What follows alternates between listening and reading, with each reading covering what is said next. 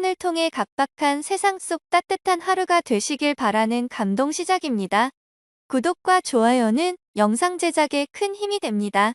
영상 수익은 불우이웃에 기부되니 끝까지 시청 부탁드립니다.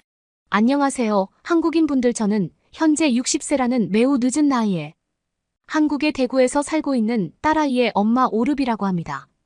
한국에 오기 전에는 한국이라는 나라에 대해 이름만 얼핏 들어봤을 뿐 제대로 아는 것이 없던 저였으나 지금은 다 늙어버린 제 친구들에게 지금이라도 한국에서 정착하기를 권유하는 한국 홍보대사가 되어 있죠. 제가 한국으로 오게 된 것에는 저의 사랑스러운 딸과 결혼한 한국인 사위의 설득 때문이었는데요. 영국에서는 어느 정도 경제적으로 자유로운 상황에서 남편과 함께 딸을 키워오던 저는 그저 남극에서 펭귄이나 키운다는 한국인 사위와 결혼하겠다는 딸의 통보 아닌 통보에 극도로 분노한 적이 한두 번이 아니었습니다. 무려 1년이 넘게 딸과 한국인 남자친구의 연애를 끊어버리기 위해 노력하던 저는 결국 일반인들은 가는 것조차 힘든 남극으로 돈봉투를 챙겨 떠나게 되었고, 그곳에서 딸의 남자친구인 한국인 남자친구를 만난 순간 도저히 이해할 수 없는 상황에 더욱 화가 치솟고 말았는데요. 과연 남극을 간 저에게 무슨 일이 있었는지 들어주시겠어요? 해당 사연은 영국인 엄마 오르비 씨가 보내주신 실제 사연을 바탕으로 구성된 스토리입니다. 저와 남편은 처음에는 아기를 가질 생각이 전혀 없던 딩크족 부부였습니다. 지금에서야 제가 60살에 늙어버린 나이이지만 그때까지만 해도 저와 남편은 각자 자신들의 삶이 너무 바쁜 워커홀릭으로 인생을 살아오던 와중 어느 정도 마음이 맞아 결혼했던 부부였기에 더더욱 아이의 생각은 없었죠. 조금 슬픈 얘기이지만 특이하게도 그때 당시 남편과 저는 모두 부모님을 병으로 일찍 떠나보낸 슬픔이 있던 사람들이었습니다. 제가 대학교에 다니기 시작한 날 갑자기 암으로 세상을 떠나셨던 어머니와 아버지를 경황도 없이 보내드린 저는 하루아침에 사랑하는 부모님을 모두 병으로 잃고 말았죠. 부모님 두 분 모두 제가 어렸을 때부터 밤낮 가리지 않고 열심히 농사일을 하시던 분들이셨는데 의사분께서는 아마도 그러한 과로의 원인이 암을 유발한 원인인 것 같다면서 그저 저에게 담백한 위로를 건넸던 기억은 아직도 잊혀지지가 않습니다. 특히나 그때 당시 영국의 의료기술로는 암을 제대로 치료하는 방법조차 마련되어 있지 않아서 저는 아무것도 해보지 못한 채 그저 부모님을 떠나보낼 수밖에 없었죠. 부모님 두 분의 동시 장례식에서 흐르는 눈물을 주체할 수 없었던 저는 그날 이후 저의 인생관 자체를 바꾸게 되었습니다.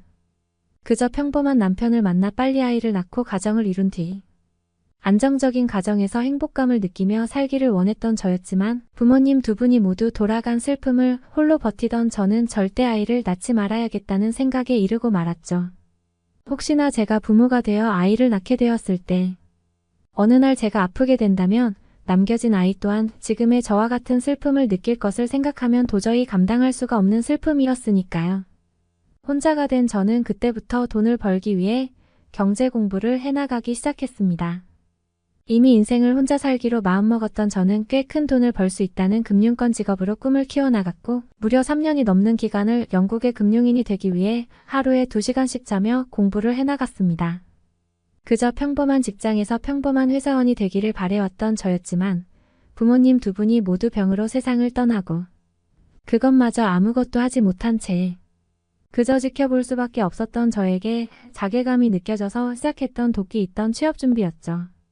처음 1년과 2년은 너무나 힘들었지만 3년쯤 되니 무언가 희망이 보이는 것 같으면서 영국에서는 꽤 큰 돈을 만질 수 있다는 투자은행 직원으로 일을 할 수 있겠다는 확신이 생기게 되었습니다. 엄청나게 많은 시험을 통과해야 되는 것도 모자라 실제 돈을 굴리는 수익에서도 결과물이 필요했던 저는 주변의 사람들을 모집해 저희만의 투자팀을 만들어 활동하기 시작했죠. 그리고 바로 거기서 저는 최초의 한국인 친구 혁근이를 만나게 되었습니다. 그때 당시 영국에서는 한국인을 거의 볼 수 없었는데 어째서인지 꽤 돈이 많아 보였던 혁근이는 저에게는 유일한 한국인 친구가 되어주었죠. 제가 운영하는 투자팀의 소속이었던 혁근이는 한국에서 꽤 부자 집안의 아들인 것 같았지만 인성이나 성격은 제가 본 사람 중 세상에서 제일 청렴하고 착했습니다. 특히 혁근이는 투자를 운영하는 것에 있어서도 다른 사람들보다 압도적으로 결과물을 내기 시작하며 저의 존경심을 불러일으킬 정도였죠. 그렇게 저와 혁근이는 태어난 나라도 다른 타국인의 관계였지만 점점 연인의 관계로 발전해 나가기 시작했습니다. 특히 저의 어려운 가정 상황에 대해 항상 위로를 해주었던 혁근이의 모습은 미래의 남편이 있다면 꼭 혁근이와 결혼해야겠다는 생각이 들 정도로 다정하고 착했어요. 운이 좋아 영국에 있는 투자은행에 동시에 입사할 수 있었던 저와 혁근이는 입사하자마자 좋은 투자 결과물을 만들어내며 주변 사람들의 신뢰와 믿음을 받는 유능한 직원으로 유명해지게 되었죠. 취업에 대한 걱정이 사라지니 저는 점점 혁근이와 결혼을 하고 싶다는 생각이 강해져만 갔습니다. 혁근이에게도 외국인과 결혼하는 것은 어떻겠냐고 물어보니 자신은 그러한 편견이 없다면서 혹시 자신과 결혼을 하고 싶은 것이냐고 물어볼 정도로 저희는 연인 사이에 농담을 주고받기도 했어요. 똑같은 회사에 다니며 1년째 사내 연애를 이어가던 어느 날 저는 혁근이에게 공개적인 프로포즈를 진행했습니다. 이 또한 어느 정도 예상하고 있었다면서 저희 프로포즈를 받아줬고 평소 결혼식에 대해 전혀 관심이 없던 저와 그이는 그저 조용히 저희만의 인생을 살아가기 위해 준비를 하고 있었습니다. 하지만 그러던 어느 날 저와 혁근이가 다니고 있던 투자금융은행이 하루아침에 부도가 나고 말았죠. 영국에 매년 발생하는 경제 문제 중 하나였지만 규모가 작았던 저와 혁근의 투자금융은행은 경제 피해의 첫 번째 대상이 되고 말았어요. 특히 혁근이는 능력이 좋아 많은 투자금을 굴리고 있던 친구였기에 더욱 큰 책임을 질 수밖에 없었습니다. 안타깝게도 이미 윗선의 고위급 관계자들은 혁근이와 저 그리고 몇몇 직원들에게 책임을 뒤집어 씌운 뒤 영국을 뜬 상태였죠. 저와 혁근이는 패닉에 빠질 수밖에 없었고 저희 사이의 관계도 급속도로 악화될 수밖에 없었습니다. 매일매일 법정에 드나들며 개인을 변호하기 바빴던 혁근이는 어느 날 저에게 자신 때문에 제가 피해를 볼 수 있을 가능성도 있다면서 앞으로 당분간은 보지 말자는 말을 하더군요. 혁근이의 말을 모두 이해할 수는 없었지만 저 또한 너무 정신이 없고 당황스러웠던 상황이라 그저 혁근이가 하자는 대로 할 수밖에 없었습니다. 만나는 날도 조금씩 줄어들었던 것은 물론 만날 때마다 표정이 좋지 못했던 혁근이는 그렇게 하루아침에 사라지게 되었죠. 저 또한 어느 정도 예상한 결과였지만 서로의 좋지 못한 상황 때문에 헤어졌다는 사실은 많이 받아들이기 힘들었습니다. 그렇게 5년의 세월이 흘러 저는 평범한 은행권의 직장인으로 복귀할 수 있었고 그곳에서 만난 한 남자와 결혼에도 성공하게 되었죠. 저와 똑같이 부모가 없는 슬픔을 알고 있던 그는 혁근이와의 행복했던 기억이 흐려지게 만들 만큼 저에게 사랑이라는 것을 알려준 두 번째 사람이었습니다. 서로가 부모님이 없었기 때문에 결혼에서도 무언가 막힐 장애물이 없었고 작고 소박하게 결혼식을 올리고 신혼집도 장만한 저와 남편은 그저 평범한 생활을 이어나갔죠. 남편과 저는 처음에는 아기를 낳지 않겠다는 생각이 강했지만 서로의 결혼 생활이 1년, 2년 흐를수록 아이가 있는 가정의 친구들을 만나면서 아이가 주는 행복이 얼마나 큰지 깨닫게 되었습니다. 그렇게 남편과 저는 덜컥 아기를 가지게 되고 말았고 사랑스러운 딸을 낳게 되었죠. 아기를 가질 생각이 없었을 때에는 아기가 있다고 무언가 추가적인 행복감이 생길까라는 생각을 했지만 실제 딸이 태어나고 보니 아이가 없던 인생과는 비교도 안 될 정도로 무언가 차원이 다른 수준의 행복이 있었습니다. 어느 정도 경제적으로 안정적인 상태를 만들어 놓은 저와 남편은 딸이 하고 싶다는 것은 전부 해주며 그저 딸이 저와 남편의 슬펐던 기억과는 다른 행복한 기억만을 많이 만들기를 바라며 사랑스러운 딸을 키워나갔어요. 딸은 무럭무럭 자랐고 저와 남편의 말도 잘 들어서 가정에는 평화가 가득했습니다. 특이하게도 딸은 혼자 여행을 갈 수 있는 나이가 되니 남들은 잘 가지 않는 오지의 탐험에 가까운 여행을 다니거나 머나 먼 나라에 있는 여행도 아무런 고민하지 않고 떠나는 것을 즐기는 활동적인 아이가 되었고 저는 늘 걱정이 되기는 했지만 그러한 자유로운 딸의 모습을 보며 대리만족을 느낄 정도였어요. 그렇게 딸이 무사히 대학교에 입학하던 어느 날 저는 한 통의 전화를 받게 되었습니다. 수화기 건너편에서는 한 여자가 제 남편의 이름과 직장이 어딘지를 말하면서 남편이 제가 아닌 다른 여자의 집에서 살고 있다는 충격적인 말을 해주더군요. 처음에는 믿지 않았지만 그 여자가 보내주는 증거들은 부정할 수가 없는 자료들이었습니다. 남편은 새벽에도 출근하는 경우가 종종 있었는데 출근을 하겠다며 집을 일찍 나선 뒤 그 여자의 집에서 아침을 먹고 함께 지냈던 것이었죠. 처음에는 정말 알 수 없는 기분에 화가 나며 눈물도 흘렸지만 어느 정도 시간이 지나니 차라리 잘 됐다는 생각이 들었습니다. 딸이라도 저희 곁에 있다면 세상에는 무서울 것이 없을 것 같았고 남편과의 이혼도 충분히 진행할 수 있을 것 같았죠. 집에 돌아온 남편에게 저는 의문의 여자가 보내준 증거물을 내밀었고 남편 또한 별다른 변명 없이 조용히 집을 나가더군요. 저에게 아무런 변명 없이 자신의 짐을 가지고 대문을 떠나는 남편의 뒷모습을 보니 지금까지 몇 년 동안 내가 무엇을 한 걸까라는 생각이 머릿속을 지배하고 말았습니다. 딸에게는 말을 하지 않으려고 했지만 의문의 여자는 딸의 휴대폰으로도 너희 아빠가 이런 사람이라는 문자를 보내서 모든 사실을 알려준 뒤더군요. 하지만 딸은 오히려 화를 낼 필요 없이 이제 저와 둘이서 자주 여행도 다니고 소박하게 살자면서 저보다 더욱 어른스러운 모습을 보여주었습니다. 그 뒤 저는 딸과 함께 남들은 가보지도 못하는 오지의 나라들 그리고 장소들의 여행을 다니며 딸과의 소중한 추억을 하나둘 쌓아나갔습니다. 그런 딸의 모습에 저는 여행과 관련된 직업을 가지라고 조언을 했고 딸 또한 자신의 인생 목표가 여행을 다니며 돈을 버는 것이라는 꽤 신선한 대답을 해주더군요.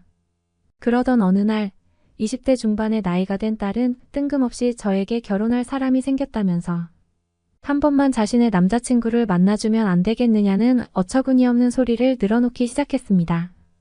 이미 부모가 없는 슬픔과 결혼의 슬픔을 겪은 저로서는 상대가 누구든 딸의 결혼을 반대할 수밖에 없었고 저는 딸이 만난다는 남자친구의 신상에 대해 듣는 순간 더욱 화가 날 수밖에 없었습니다. 남극에서 그저 펭귄을 키우는 한국인 남자친구를 만난다는 딸은 자신이 본 사람 중 그 남자가 제일 남자답고 미래를 맡길 수 있는 사람이라며 뚱딴지 같은 소리를 늘어놓았죠. 저는 단번에 절대 결혼은 안 된다고 했고 한편으로는 딸이 없는 외로움을 견딜 자신이 없어서 홧김에 말한 부분도 있었습니다. 딸은 자신이 남극에서의 여행을 하던 중 지금의 한국인 남자친구를 만나게 되었다면서 자꾸만 저에게 한 번만 만나보라는 헛소리를 늘어놓았죠. 솔직히 딸이 만나는 남자친구가 어느 정도 안정적인 상태를 원했던 저는 평범한 나라도 아닌 오지 중 오지, 남극에서 펭귄을 키우는 직업을 가졌다는 사실을 도저히 이해할 수가 없었습니다. 딸은 무려 3개월이 넘도록 자신은 지금의 한국인 남자친구와 결혼을 할 것이라며 저에게 자꾸만 알고 싶지도 않은 그 남자친구의 정보에 대해서 가르쳐주기 시작하더군요. 처음에는 그저 반대하면 그만하겠거니 생각했지만 딸은 정말로 결혼이라도 하려는 듯 어차피 반대해도 결혼은 할 것이니 그렇게 알고 있으라는 진지한 통보를 하는 상황에까지 도달하고 말았습니다. 상황을 지켜보던 저는 이제는 직접 나서서 그 남자친구의 얼굴을 보고 결혼은 절대 안 된다는 퇴짜를 놔야겠다는 생각에 이르렀고 혹시나 하는 마음에 돈이 어느 정도 담긴 돈봉투도 준비하게 되었죠. 하지만 딸과 함께 남자친구를 만난다면 분명히 딸이 옆에서 해방을 놓을 것이 확실했기에 저는 딸 몰래 한국인 남자친구를 만나야겠다는 생각에 이르고 말았습니다. 딸의 남자친구가 정확히 어디서 일을 하는지 알아내야만 했던 저는 딸에게 남자친구의 사진을 보여달라고 하거나 전화번호를 알려달라고 하면서 예비 사위에게 관심이 있는 척 그 한국인 남자친구의 정보를 수집해 나갔습니다. 그중 딸이 남자친구에게 보낸 택배 주소를 확인한 저는 약 2주 뒤 그곳으로 출발하게 되었죠. 이미 정년퇴직을 끝내고 집에서 쉬고 있던 저는 그저 딸에게 외국에 있는 친구를 만난다고 말한 뒤 딸의 남자친구를 직접 만나기 위해 그 주소로의 여행을 출발했습니다. 하지만 이상하게도 남극까지는 쉽게 출입할 수 있었는데 어째서인지 딸의 한국인 남자친구가 거주하고 있다는 주소로는 출입하는 것이 금지되어 있더군요. 저는 어쩔 수 없이 딸이 알려준 휴대폰 번호로 전화를 걸어 한국인 남자친구에게 내가 지금 근처에 있으니 잠깐 대화하자는 급작스러운 말을 할 수밖에 없었습니다. 전화를 받은 한국인 남자친구는 흠칫 놀란 듯 했으나 금방 저를 데리러 오겠다면서 약 1시간 뒤 저를 데리러 왔더군요. 그렇게 저는 휘재라는 이름을 가진 딸의 한국인 남자친구와 남극에서도 더 안쪽에 있는 이상한 장소로 가게 되었습니다. 그런데 딸이 보내준 주소에 도착한 순간 저는 입이 벌어지고 말았습니다. 그곳에는 정말 영화에서만 보던 남극의 엄청난 베이스, 캠프와 무언가 연구소 같은 시설들이 잔뜩 있었기 때문이죠. 딸의 남자친구 휘재는 펭귄도 키우기는 하지만 자신이 한국에서의 국가직 연구원의 자격으로 지금의 남극기지 연구에 같이 참여하고 있는 특수대원이라는 놀라운 얘기를 이어나갔습니다. 그저 남극에서 펭귄이나 키우며 놀기 좋아하는 아이인 줄 알았던 저의 예상과는 전혀 반대인 엘리트 친구였죠. 특히 그곳에 있던 한국의 남극 연구기지는 보면 볼수록 신기한 것들 투성이었습니다. 식수나 난방에 관해서도 한국인들의 지혜가 담긴 시스템을 이용해 효율적으로 기지를 구성해 놓은 것이 보였고 그저 저의 눈에는 모든 것이 최첨단 시설로 보이더군요. 그러한 환경과 그곳에서 일하는 딸의 남자친구 휘재를 보는 순간 저는 어느 정도 마음이 놓이면서 휘재에게 미안하다는 말로 대화를 시작하게 되었습니다. 사실은 딸과의 결혼을 포기하라는 말을 하기 위해 이 자리에 온 것이었는데 이렇게나 열심히 사는 모습을 보니 내 생각이 잘못되었다는 말로 사과를 하니 휘재 또한 남극에서 일하는 사람이 거의 없기 때문에 충분히 오해할 수 있는 것이라며 오히려 저를 위로해 주더군요. 휘재는 자신의 아버지 또한 이곳에서 자신과 함께 대원의 대장으로 활동하고 있다면서 저에게 소개해 주겠다는 말을 해주었어요. 약 10분 뒤 휘재는 자신의 아버지와 함께 자신의 방으로 돌아왔는데 저는 그만 너무 놀라서 들고 있던 커피잔을 깨뜨리고 말았습니다. 그곳에는 아주 오래전 저와 결혼까지 생각했었던 혁근이가 저와 같은 할아버지가 된 모습으로 서 있었기 때문이죠. 영국에서의 모든 생활을 정리하고 한국으로 돌아갔던 혁근이는 우연한 계기로 남극대원으로서의 삶을 시작하게 되었고 그것을 수십 년 동안 진행해 왔던 것입니다. 혁근이는 저를 보자마자 잠깐 저희 얼굴을 살피더니 곧 저를 따뜻하게 안아주었죠. 서로 할 말이 너무나 많았지만 오히려 너무 많아서 더욱 할 말이 없었습니다. 그렇게 딸의 결혼은 둘째치고 저는 혁근이와 많은 대화를 나눌 수 있었고 서로가 혼자라는 어려운 사실 또한 받아들일 수 있었죠. 그리고 약 1년 뒤 저의 딸과 휘재는 결혼식을 올리게 되었습니다. 그리고 더욱 놀라운 것은 저와 혁근이도 각자 인생에서의 두 번째 결혼식을 올리게 되었죠. 저와 똑같은 이혼의 아픔을 가지고 있던 그이와 저는 그저 서로가 편안한 마음으로 마음을 다시 새롭게 맞춰 나갔고 각자 자식들의 결혼과는 상관없이 저희만의 결혼식을 올리게 되었습니다.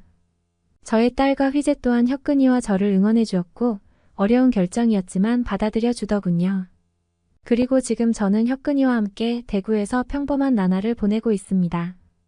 딸과 휘재는 영국에서 지내고 있지만 곧 저희의 옆집에서 살기 위해 대구로 이사를 온다더군요. 약 3개월 뒤 혁근이는 다시 남극으로 긴 연구 여행을 떠나지만 저는 외롭지 않습니다. 수십 년의 세월을 견뎌왔기에 지금의 짧은 이별은 아무것도 아니니까요. 여기 일본어와 한국어를 모두 구사할 줄 아는 호주 여성이 있습니다.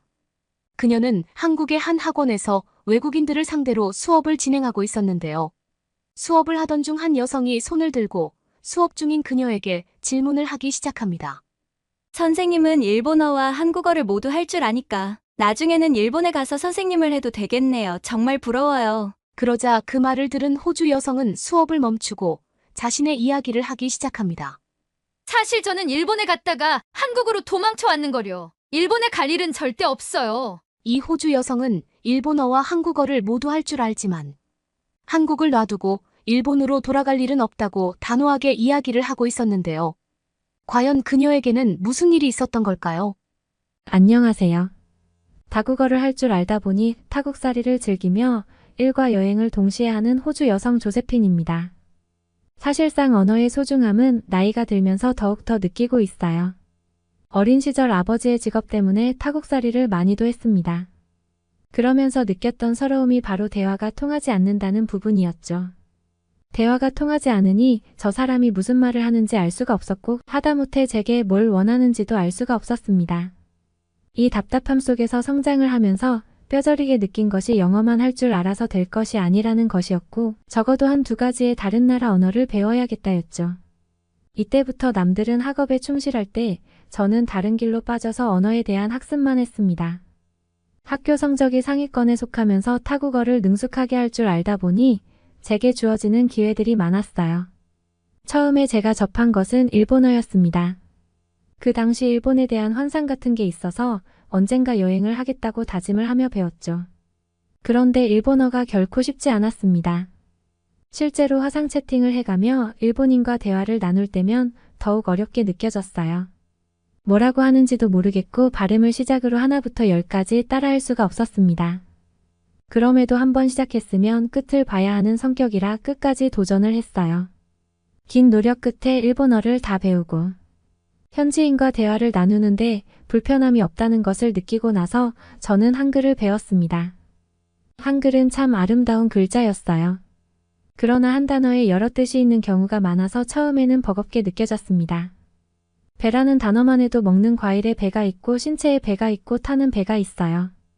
이런 것들을 한국인들은 의식의 흐름대로 자연스럽게 대화하는 것이 제 눈에는 신기했습니다. 그리고 정말 똑똑한 사람들이라는 생각이 들었어요. 전 세계 언어 중 한글처럼 깔끔하고 보기 좋은 글자가 없습니다. 한글의 위대함에 감탄하여 세종대왕에 대한 역사까지 알게 되었어요. 세종대왕의 업적으로는 한글을 창제한 것으로 대한민국과 북한이 함께 공용으로 사용하고 있습니다. 세종대왕의 생애 재위기간부터 업적까지 모두 살펴봤어요. 그러니 한글의 위대함이 다르게 느껴졌습니다. 이렇게 다른 나라의 언어를 배우다 보면 자연스럽게 그 나라에 대한 호기심이 생기곤 해요. 지극히 정상적인 행동이죠. 처음에는 그저 소통을 하고 싶어서 배운 언어들이지만 능숙해져 현지인들과 대화를 원활하게 할 수 있다 보니 이걸 직업으로 살렸습니다. 저는 꼭 병이 있는 사람처럼 호주에만 있는 게 너무 답답했던 사람이에요. 그래서 여행을 하고 싶었지만 그러기 위해선 돈이 필요했습니다. 한참의 고민 끝에 저는 외국인 언어 강사라는 직업을 얻게 되었고 그렇게 그 나라에 살면서 돈도 벌고 여행도 했어요. 처음 간 곳은 일본이었습니다. 아시아 국가 중 일본은 친절하고 깔끔하다는 인식이 강한 나라라 기대했어요. 그렇지만 역시 어느 나라든 전체적인 이미지를 못 따라가는 곳도 많았습니다. 일본 사람들은 소식을 하는 편이었어요. 그렇다 보니 어딜 가도 뭔가 늘 양이 부족했고 식사에 대한 예절과 문화를 따라가는 것이 쉽지 않았습니다. 심지어 제가 몇 개월 동안 머물렀는데 그동안 지진이 몇 번이나 일어났는지 셀 수가 없었어요. 지진을 직접 접해보지 못한 저로서는 너무나 당황스러운 시간이었습니다. 저를 제외한 일본인들은 늘 있는 일이라는 듯 너무나 태연했어요. 원래는 일본의 터를 잡고 오래 머물 생각이었습니다. 적어도 한 번 갔으니 몇 년은 있다 와야겠다고 다짐을 했지만 살면서 점점 그 생각이 무너졌어요. 제가 일본에 살면서 놀랐던 것이 몇 가지가 있는데 가장 놀란 것은 집을 구할 때였습니다. 터무니없이 작은 집이고 상태가 그렇게 좋은 것도 아닌데 가격대가 사악했어요. 이 돈을 내고 이런 집에서는 절대 살고 싶지 않다는 생각이 가득했습니다. 안 그래도 돈 때문에 머리가 아픈데 더 놀라운 것은 창문을 열었을 때였어요. 제 눈을 의심할 정도로 묘지가 가득했습니다. 순간 너무 놀라서 어떻게 이런 집을 소개해 줄 수 있냐고 물었어요. 그랬더니 저렇게 묘지가 보이는 곳에 사는 것이 일본에서는 문제가 아니라고 합니다. 오히려 지켜준다는 느낌이 있어 근처에 살기도 한다고 해요. 외국인인 제 시선에는 꼭 귀신이 튀어나올 것 같아서 밤잠을 이룰 수도 없을 것 같은데 저들의 문화라고 하니 이해했습니다. 다만 제게 보여주는 집들에는 저런 게 없으면 좋겠다고 말을 했어요. 그렇게 며칠 내내 집을 봤지만 마음에 드는 집이 없어서 큰일이었습니다. 그나마 괜찮은 집을 골랐는데 이것도 제가 선택한다고 들어갈 수 있는 게 아니었죠. 무슨 심사 같은 게 있는데 거기에 통과가 되면 이 집에 살 수 있다고 합니다. 제가 이 집에 거주하면서 금전적으로 문제가 없을지 직업은 뭔지 등을 꼼꼼히 살펴봤어요. 솔직히 당황스러웠습니다. 집 하나를 구하는 게 이렇게 힘들 일인가 싶었죠. 한 3일이면 구하겠다 싶어서 3일 뒤에 호주로 돌아갔다 오려고 했으나 결국 일주일을 넘게 일본에 머물면서 집을 구했습니다. 다행인 건지 그쪽에서 통과가 되어 그나마 마음에 들었던 집에 살 수 있게 되었어요. 여기서 또 다른 문제는 식문화였습니다. 일본 사람들은 매운 걸 먹지 않아요. 본인들은 맵다고 추천해주지만 먹어보면 하나도 맵지가 않습니다. 그렇다 보니 가끔 매운맛이 그리울 때가 많았어요. 호주인이지만 매운 걸 좋아하는 편입니다. 아마 한국인들이 일본에 있으면 얼큰하고 자극적인 음식이 없어서 많이 힘들지 않을까 싶었어요. 그렇게 일본에 머물면서 강의를 하고 많은 이들에게 일본어를 알려줬습니다. 저처럼 타국에 온 외국인들에게 말이죠. 그러나 살면 살수록 일본과 맞지 않다는 것을 느꼈습니다. 이렇게 살아봤자 의미가 없겠구나 싶고 재미가 없었어요. 혹시 아는 사람이 없어서 그럴까 싶어 일본 회사 직원들과 친해져 보려 했지만 쉽지 않았습니다.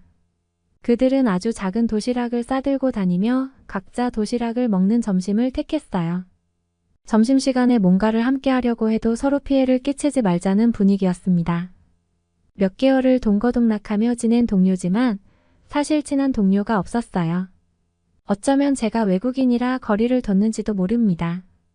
이렇게 살려고 일본을 온 게 아닌데 씁쓸했어요. 일본 여행을 하려고 해도 늘 혼자서 하는 여행이라 재미도 없었습니다. 결국 제가 언어를 가르치는 또래 학생들과 어울리며 그나마 시간을 보냈어요. 이렇게 있다 보니 한국에 대한 말을 많이들 했습니다. 그렇게 여러 곳에서 들은 한국에 대한 인식은 너무나 좋았어요. 딱 제가 원하던 분위기라는 생각에 큰 고민을 하지도 않고 저는 한국행을 택했습니다. 일본에서의 삶을 모두 정리했어요. 물론 설레는 마음도 있었지만 두려움도 있었습니다. 혹시라도 한국에 더 실망하면 어쩌지 싶었지만 만약 그렇다면 여행을 하고 호주로 돌아갈 생각이었어요. 타국살이를 너무 오래 해서 어쩌면 지쳤을지도 모르겠구나 싶었습니다. 어렵사리 도착한 한국에서 직장을 구하기까지 시간이 오래 걸릴까 봐 노심초사했어요.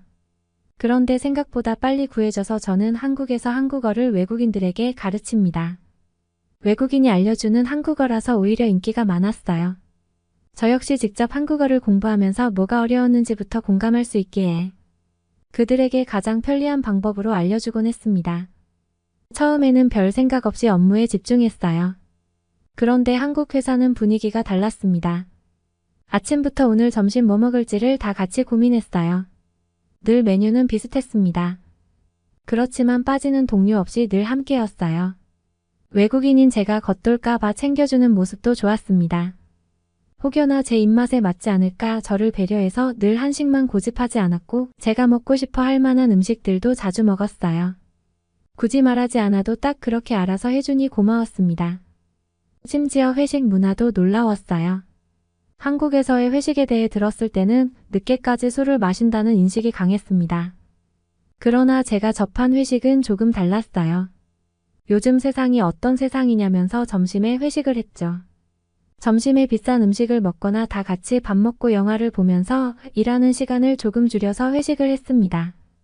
직장인들에게 일할 시간에 놀게 해주는 것만큼 행복은 없죠. 저는 한국에 너무 빨리 적응하게 되었고 제 호주 친구들에게 한국에 대한 자랑을 늘어놨습니다. 그렇다 보니 다들 한국에 오고 싶다고 난리였어요. 한국의 회사가 다 이렇지는 않겠지만 물론 힘든 곳도 많겠지만 적어도 제가 갔던 곳은 훌륭했습니다. 이곳에 뼈를 묻고 싶다는 생각을 들게 했어요. 원래도 한국어를 잘하는 편이었지만 실제 직원들과 소통이 잦아지면서 더 늘었습니다. 자연스럽게 유머러스한 농담도 할 수 있게 되었어요. 이렇게 발전하는 제 모습이 마음에 들었습니다. 제가 살던 집과 회사의 거리가 멀지 않았지만 지하철로 2정거장은 가야 했어요. 그러나 문제될 건 없었습니다. 지하철도 워낙 편리하고 복잡한 게 하나 없어요. 여기서 일본 살 때랑 비교를 해보자면 일본은 지하철 타는 게 꽤 복잡합니다. 뭐가 뭔지 처음 몇 번은 당황할 수밖에 없는 구조라서 제대로 알고 가는 것이 매우 중요해요. 그런데 한국 지하철은 영어로도 방송이 나오고 화면을 볼 수 있었습니다. 관광객이 많은 것을 배려한 센스라고 보여줬어요. 그래서 늘 한국어와 영어를 왔다 갔다 이해하면서 저는 편리하게 다닐 수 있었습니다. 단 한 번도 복잡하다고 생각을 해본 적이 없었고 지하철 안에 사람이 아무리 많아도 질서정연한 모습에 놀랐어요. 한국 사람들은 흔히 지옥철이라고 부르는데 직장인이라면 다들 아는 단어입니다. 말 그대로 지옥 같은 지하철의 줄임말인데 제가 이 지옥철을 경험해보니 말문이 턱 막혔어요.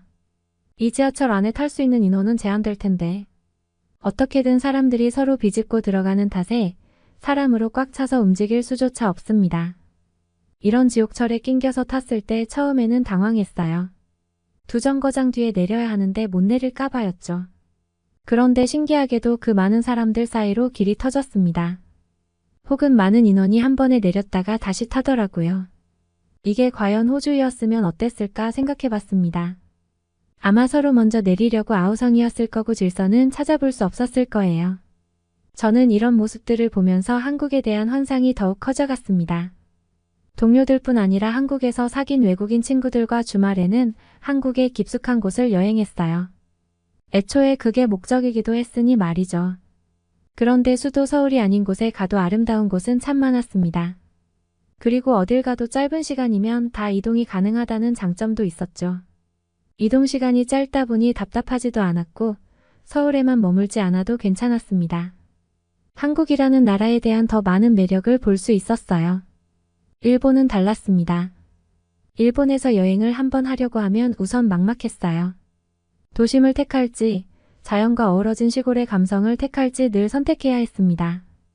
그런데 한국은 적당히 도심과 자연의 어우러짐을 한 번에 느껴볼 수 있는 곳들이 많았어요. 제가 한국에 반년 정도 있다가 호주에 들어갈 계획이었지만 결국 직장도 연장했고 집도 연장했습니다. 저는 가능한 한 한국에서 계속해서 쭉 살아갈 것 같아요. 한국은 외국인이라고 해서 바가지를 씌우거나 하는 일도 없었습니다. 딱 택시를 타면서도 한국과 일본의 차이를 느끼게 되었어요. 일본의 택시는 우선 정말 비쌉니다.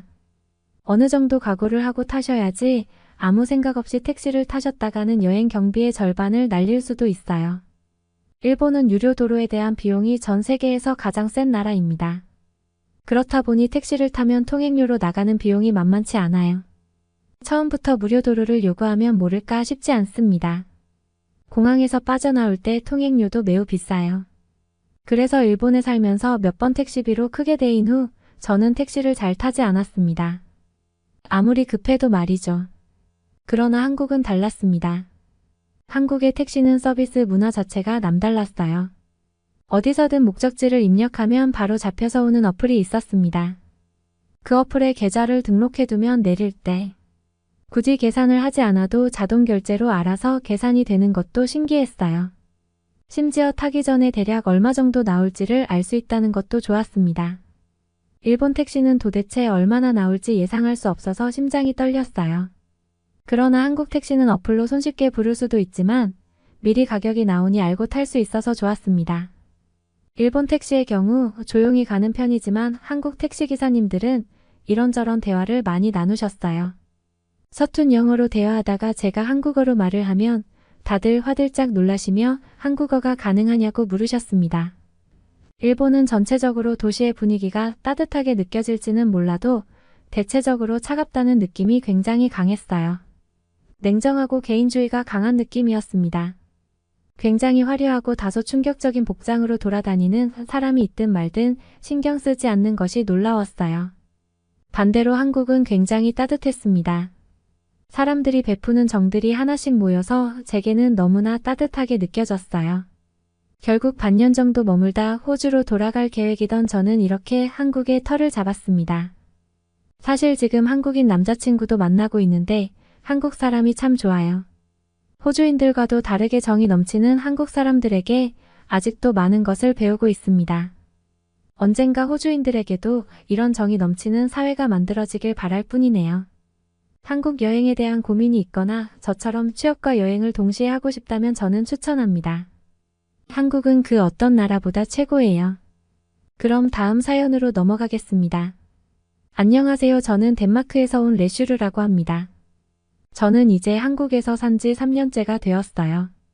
얼마 전에 2돌을 넘긴 예쁜 딸을 키우고 있는 엄마랍니다. 이제 곧 유치원에도 입학하게 되는데 하루하루 건강하게 크는 딸 아이를 보는 게 요즘 제 인생 최고의 행복이에요.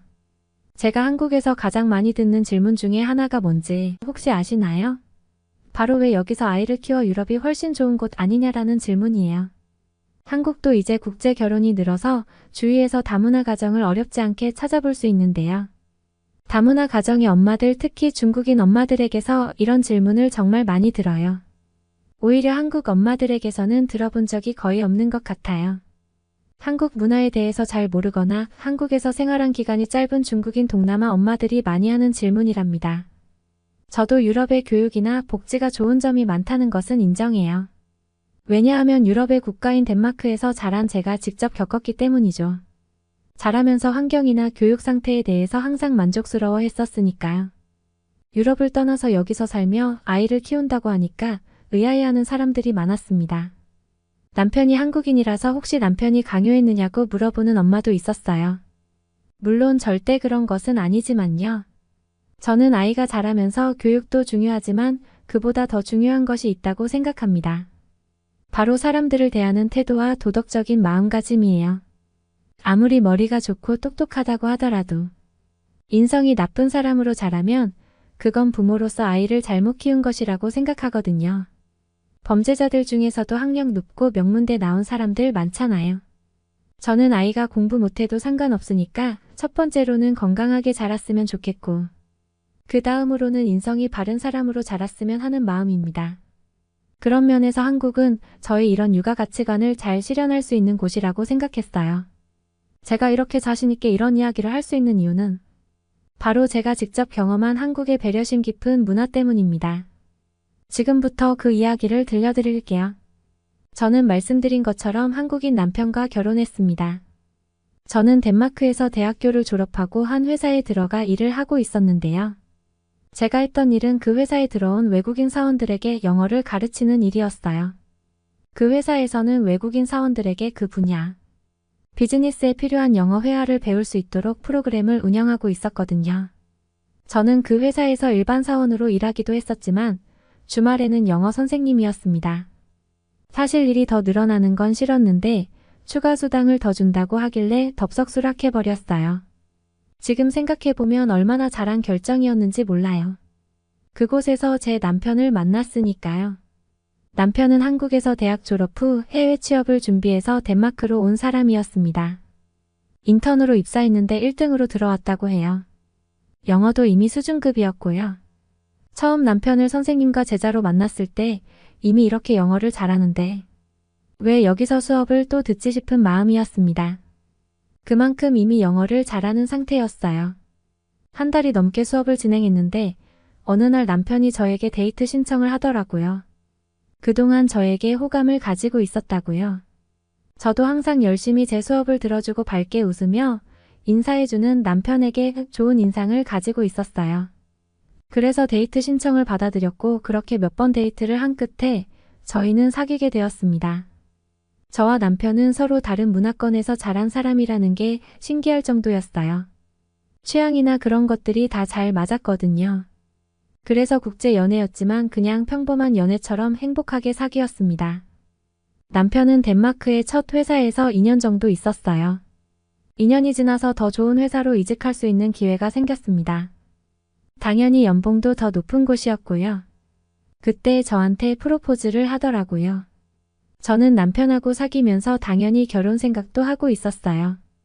남편은 정말 좋은 사람이었고 덴마크에서 지내는 동안 제 부모님께도 인사를 드린 상태였습니다. 제 부모님께서도 남편이 정말 좋은 사람이라고 너무 좋아하셨고요. 그렇게 저와 남편은 결혼하게 되었습니다. 결혼식은 덴마크에서 했는데 한국에서 시부모님도 오셨었어요. 시부모님도 두 분 모두 너무 좋으신 분이었고 저를 많이 좋아해 주셨습니다. 결혼하고 나서 6개월 정도가 지나고 저와 남편은 아기에 대해서 이야기하기 시작했어요. 남편도 저도 아이들을 좋아해서 가능하면 여러 명 낳고 싶다고 했었죠. 그래서 임신을 준비했고 한 달 정도가 지나서 아기가 찾아왔습니다. 제가 생각했던 것보다도 훨씬 빨리 찾아와준 아기였어요. 너무너무 행복했습니다. 그런데 임신에 한 번에 성공했다고 기뻐한 것도 잠시였어요. 아기는 금방 찾아와 주었지만 오래 있어주지 않았습니다. 보통 임신 안정기를 12주라고 하잖아요. 그런데 저희 부부에게 찾아온 첫 번째 천사는 7주차가 되었을 때 심장을 멈춰버렸습니다. 이유를 알 수는 없었어요. 의사 선생님은 그냥 임신 초기에 안정기가 되기 전에는 유산 가능성이 원래 높다고 하셨습니다. 4명 중에 1명꼴로 유산을 경험한다고 하셨어요. 제 잘못이 아니라고요. 그래서 몸 회복하고 다시 임신을 시도하기로 했습니다. 두 번째 아기도 금방 찾아왔어요. 이번에는 정말 조심조심하면서 아기를 잘 지켜야지 생각했습니다. 그런데 또 아기가 떠나버렸어요. 2번이나 이런 일을 겪게 될 줄은 몰랐습니다. 정말 많이 울었었어요. 남편도 슬퍼했고요. 그렇지만 저를 위로하면서 걱정 말라고 달래주었습니다. 아기는 또다시 가지면 된다고요. 12주가 지나기 전에 떠났으니까 드문 일이 아니라고요. 그래서 저는 다시 힘을 내기로 했습니다. 그렇지만 제 소망과는 다르게 저는 같은 일을 또 겪어야만 했어요. 그것도 2번이나 더요. 3번째, 4번째 모두 임신은 금방 되었지만 오래 가지는 못했습니다. 전부 다 12주를 넘기지 못했어요. 4번째 아기가 떠났을 때 저는 엉엉 소리내서 울었습니다. 전부 다 제 잘못인 것만 같았어요. 분명 내가 뭔가 잘못해서 떠난 거라고 생각했었죠. 남편은 절대 그렇지 않다고 했지만 저는 그 말도 들리지 않았습니다. 한동안 친정어머니께서 집에 오셔서 저를 돌봐주셨는데요. 어머니께서도 절대 제 잘못이 아니라고 해주셨어요. 임신이라는 게 원래 한치 앞을 알 수 없는 거라고요. 그렇지만 저는 절망에 빠졌습니다. 한 번도 아니고 4번이나 아기를 떠나보냈으니까요. 트라우마도 강하게 생겼고요. 그렇게 슬픔에 빠져있을 무렵 마침 남편이 한국으로 돌아갈 기회가 생겼습니다. 남편이 일하던 회사가 한국에도 있었는데 거기서 제안이 들어온 거예요. 남편이 덴마크 회사에서 일을 잘해서 성과가 뛰어났거든요. 그런데 한국 사람이라니까 한국 회사에서 그 소식을 듣고 제안을 한 거죠. 한국에 들어와서 일하면 어떻겠느냐고요. 남편이 저에게 그 이야기를 했을 때 저는 곧바로 그러자고 대답했습니다. 4번이나 슬픈 일을 겪어서 덴마크에 있고 싶지가 않았거든요. 슬픈 일을 많이 겪어서 아예 다른 곳으로 떠나서 조금이라도 잊어버리고 싶었습니다. 저는 그렇게 남편과 한국으로 들어와 살게 되었어요. 오자마자 저는 일을 할 수 있는 곳을 찾기 시작했습니다. 남편은 아직 몸도 마음도 다 지쳐 있을 텐데 조금 쉬었다가 일을 구하라고 했어요. 그렇지만 저는 일부러 일을 빨리 구하려고 했습니다. 이래서 정신이라도 없어야 슬픈 감정을 잊어버릴 수 있을 것 같았거든요. 다행히 생각보다 빠르게 일을 구할 수 있었어요. 남편이 한국인이라 취업하는데 전혀 문제가 없었거든요. 저는 영어학원 원어민 강사 자리를 구해 취직하게 되었습니다. 집하고 거리가 조금 있는 학원이었어요. 지하철로 30분 정도 가게 되는 위치에 있었죠. 일을 빨리 구한 게 다행이었어요. 정말 일이 생기고 바빠지니까 슬펐던 기억들이 조금씩 희미해졌거든요. 물론 그 당시에도 많이 슬프기는 했지만요. 일을 하고 또 가르치는 아이들이 귀여워서 저는 점점 밝아지게 되었습니다. 남편도 일을 빨리 구한 게 다행이라고 했고요. 그렇게 한국 생활에 점점 잘 적응하게 되었어요. 한국어도 시간 날 때마다 열심히 공부했습니다. 시부모님 2분이 정말 좋으신 분들이라 많이 도와주셨어요. 제가 덴마크에서 4번이나 아기를 떠나보냈을 때도 함께 전화해서 울어주시고 위로해 주셨었죠. 한국에서도 항상 챙겨주시고 친정 부모님처럼 보살펴 주셨습니다. 그리고 2분은 저와 남편이 행복하게 사는 게 제일 중요하다고 하셨어요. 아마도 아기에 대한 부담을 주지 않으시려고 그런 말씀을 하셨을 거예요. 정말 감사한 마음이었습니다. 그렇게 한국에서 5개월 정도 학원 강사 일을 했어요. 그때쯤에는 제 성격도 거의 예전처럼 돌아온 상황이었죠. 밝아지고 많이 웃었고요. 남편하고 둘이서 행복하게 잘 지내고 있었습니다. 그런데 예상하지 못한 상황이 생겨버렸어요. 바로 제가 임신을 한 거예요. 횟수로만 따지면 저에게는 5번째 임신이었죠. 이번 임신은 전혀 생각을 못했던 임신이었습니다. 계획하지도 않았고 기대도 하지 않았던 임신이었거든요. 사실 4명의 아기들을 보내고 트라우마가 생겨서 아이를 원하면서도 임신하는 건 무서웠거든요. 그래서 임신을 계획하거나 노력을 딱히 하지 않았습니다. 그래서 임신했다고 알게 되었을 때 너무 놀랐어요. 남편도 당연히 걱정했습니다. 물론 저와 남편 둘 다 행복하고 기쁜 마음도 분명 있었어요. 그러나 이전 경험들로 인해 두려운 마음이 조금 더 앞섰을 뿐이죠. 계획하지 않았던 임신에 당황하기는 했지만 그래도 저는 굳게 다짐했습니다. 아기는 무조건 지켜보자고요. 그렇게 생각하다가 우선 학원에 휴가를 내야겠다고 생각했어요. 최대한 움직임을 줄이려고요. 학원 원장님도 축하해 주시면서 이해해 주시더라고요. 저는 마지막 수업을 하고 휴가를 내기로 했습니다. 그런데 마지막 수업을 하러 출근하는 길에 문제가 생겼어요. 출근을 하려고 지하철을 탔는데 하필 앉을 자리가 없었습니다. 심지어 임산부 전용 좌석도 이미 꽉 차 있더라고요. 한눈에 봐도 배가 부른 만삭의 임산부였습니다. 그리고 또 다른 임산부석에는 어떤 할머니가 앉아 계셨어요. 물론 임산부석이기는 했지만 그분이 연세도 많으신 노약자셔서 쉽게 입이 떨어지지가 않더라고요. 그리고 제가 가서 임산부라고 하는 것도 뭔가 주저하게 되었고요. 당시 임신 초기라 배가 전혀 나오지 않은 상태였거든요. 임산부인 게 티가 나지 않은 모습이었죠. 앉을 자리가 없자 저는 불안해지기 시작했어요. 지하철을 타고 30분 정도 더 가야 하는데 몸에 무리가 가면 어떡하지 하는 걱정이 생기기 시작했습니다. 그런데 이게 심해져서 거의 공황 수준이 되었어요. 트라우마가 심한 탓이었죠. 머리가 어지러워지고 속도 좋지 않았습니다. 안 그래도 임신 초기라서 입덧 증상이 생기고 있었거든요. 그런데 공황 증상까지 겹치니까 더 심해지더라고요. 저는 간신히 지하철 문 앞에 있는 기둥을 잡고 버티고 섰습니다. 그때였어요. 누군가가 저에게 다가오더니 손을 잡아 끌었습니다. 그리고 저도 모르는 사이에 저를 의자에 앉혔어요. 앉아서 정신을 차리고 고개를 들어보니 한 중년의 여성분께서 저를 보고 서 계셨습니다. 그리고 저에게 괜찮냐고 물어보더라고요. 저는 괜찮다고 정말 감사드린다고 했습니다. 그런데 그 다음에 그 여성분께서 하신 말씀이 저를 깜짝 놀라게 했어요. 저에게 입덧이 많이 심하냐고 물어보셨거든요. 임신 초기라서 배도 전혀 나오지 않았는데 어떻게 아셨느냐고 여쭤보았습니다. 그분은 자기도 아이 낳아본 사람이라고 하시면서 임산부는 초기라도 다 알아본다고 했어요. 옷도 몸에 무리가 가지 않는 옷을 입고 있어서 그것도 눈에 띄었다고 하셨고요. 그러면서 앞으로는 무조건 임산부석에 앉을 수 있도록 하라고 그러시더라고요. 노약자석이 따로 있으니까 임산부석은 가서 비켜달라고 해도 된다고요. 그래서 저는 아직 배가 나오지 않아서 대놓고 말하기가 좀 그랬다고 대답했습니다. 그러자 그분은 저에게 무언가를 알려주셨어요. 바로 임산부들이 신청하면 받을 수 있는 분홍색의 배지였습니다. 정말 친절하게 어떻게 받는지까지 다 알려주셨는데요. 산모수첩이나 임신 확인서를 들고 보건소나 지하철 사무실에 가면 받을 수 있다고 알려주셨어요. 이걸 가방에 달고 다니면 누구든지 보고 양보해 줄 거라고요. 저는 정말 놀랐습니다. 어떻게 한국에서는 이런 제도나 방법을 생각해낼 수 있었을까요? 임신 초기의 엄마들도 자연스럽게 도움을 받을 수 있도록 할 수 있는 방법이잖아요. 한국 사람들의 기발함과 배려심에 감동하게 되는 순간이었습니다. 여성분께서는 보건소에서 배지를 신청하라고 추천해 주셨는데요. 그러면 임산부 우선 주차증이랑 철분이나 엽산제 같은 영양제도 받을 수 있다고 하셨어요. 노산인 엄마들은 기형아 검사까지 해준다고 그러더라고요. 들으면서 정말 감탄했습니다.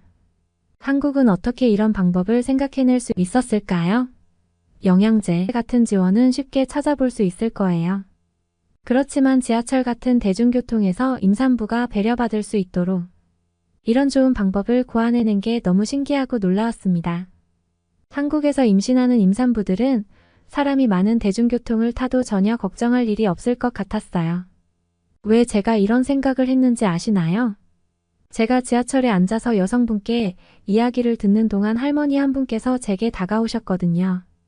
바로 임산부석에 앉아 계시던 할머니셨죠? 그리고 저에게 사과하시더라고요.